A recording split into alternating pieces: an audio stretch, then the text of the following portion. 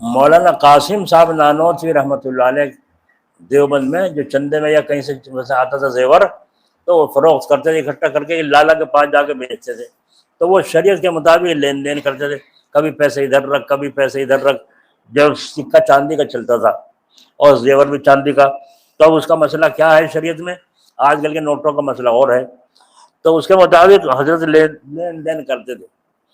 تو ایک مرتبہ ایک مولوی صاحب بچے کو لیے اس کی دکان پہ آئے تو ٹوپی ٹنگ رہی تھی، اس پہ سچا کام ہوا تھا، گوٹے چاندی وغیرہ کا۔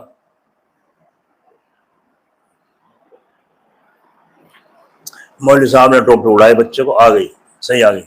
کتنے کی ہے بھائی لالا جی؟ 5 روپے کی ہے جی۔ اچھا، دیکھا جیب میں 5 ہے نہیں، بھائی کہا بھائی یہ ٹوپی رکھ لو اور میں گھر سے جا کر کے لا کے دے دوں گا۔ مولوی صاحب لے جاؤ، پیسے آ جائیں گے۔ نہیں میں پیسے لے کے آؤں گا جب ٹوپی لے جاؤں۔ یہ بڑے ہوشیار ہوں یہ لالا، اچھا مسئلہ بتایا تو خام خواہ گاہک ہی گیا، اچھا گاہک تو گاہک ہی گیا۔ تو انہوں نے کہا مولوی صاحب ایسا بھی کوئی طریقہ ہے کہ ٹوپی بھی آپ لے جاؤ اور میرے پیسے بھی آ جائیں اور گناہ بھی نہ ہو؟ مولوی صاحب نے کہا مجھے تو سمجھ نہیں آیا، تو میں بتاؤں آپ کو مسئلہ۔ کون بتا رہا ہے؟ لالا۔ اس نے کہا آپ مجھ سے 5 روپے ادھار لے لیجئے اور اس ٹوپی کی قیمت دے دیں، ہو گئی ادا۔ 5 روپے کی قیمت۔ اب رہا ادھار کا مسئلہ، میں آپ کو جانتا ہوں، میرے ادھار کے پیسے آ جائیں گے، وہ گناہ تو نہ رہا۔ ہاں کمال ہو گئے، کمال ہو گئے۔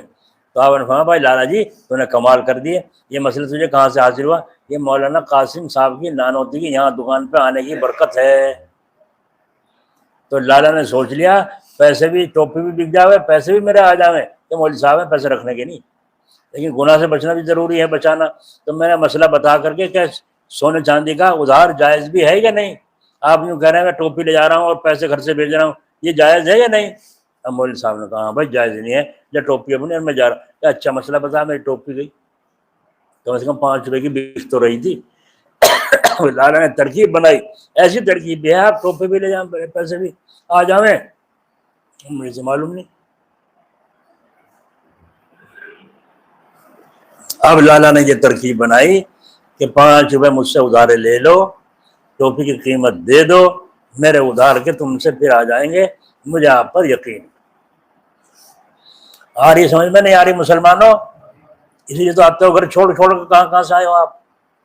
اور آنے کے بعد سننے کے بعد گمنا نہیں، جا کے عمل کرنا نہیں، پلٹا لیا نہیں۔ اتنا عرصہ ہو چکا یہاں آتے، کیا فائدہ ہوا جب آپ بدل نہیں رہے؟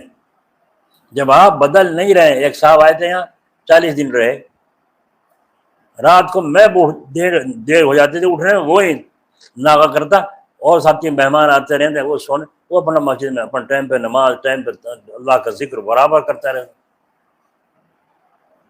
اور ایسے بھی آتے ہیں مہمان جن کو کہہ بھی دو اذان سے 15-20 منٹ پہلے، آدھ گھنٹہ پہلے اٹھ جائیے بھائی، اپنا کچھ کر لیجیے، مانگ لیجیے، وہ اس فجر کی نماز پہ اٹھانا پڑتا ہے۔ ایسے بھی مہمان آتے ہیں۔ تو فکر یہاں ہو، پہلے فکر یہاں ہوگی، جب اعمال میں اس کا اثر آئے گا، اللہ ہمیں فکر کرنے کی توفیق عطا فرمائے۔ چلو اللہ کا ذکر شروع کرو۔